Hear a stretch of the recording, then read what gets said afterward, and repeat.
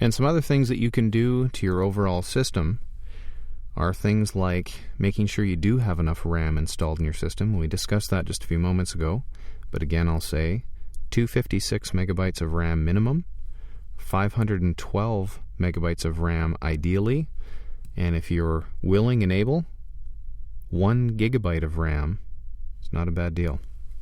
Don't use fancy wallpaper or any kind of animated desktop while you're trying to run your application, especially in a business environment that only takes away from the available memory that Access has to run the database.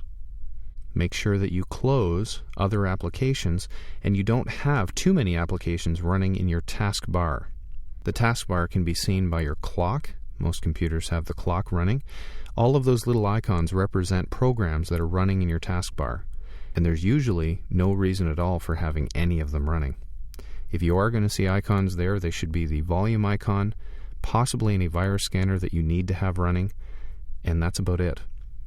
Make sure that your Windows swap file is set up to be large enough, and I would recommend even a static swap file.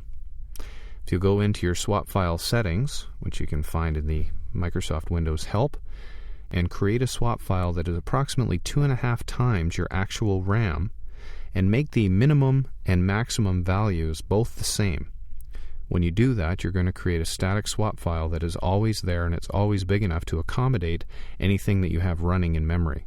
That's going to speed up the overall performance of your system. That's going to help you when you're running a large database. And last but not least, defragment your hard drive.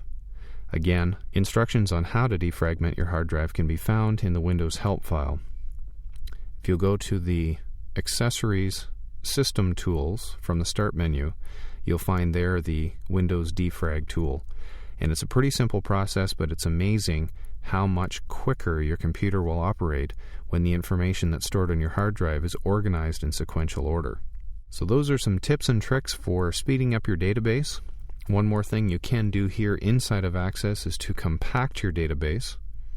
When your database has been in use for a long time, data that was removed, deleted from your tables, is not removed from memory until you compact your database. Every time a record is added to your Access tables, it takes up another space in memory. That space is not recaptured when you delete those records until you do a compact. So if you go up to the Tools menu, down to Database Utility, and the Compact and Repair. Now the repair portion of this is not going to help you unless you have corrupt files within your database, but the compacting of your database will. And you'll see that mine took a very, very short time to do it, and that's because I don't have very much information in my database right now. My database has been compacted. I think that's something that you should do if your database is in regular use. You should compact it at least once a month.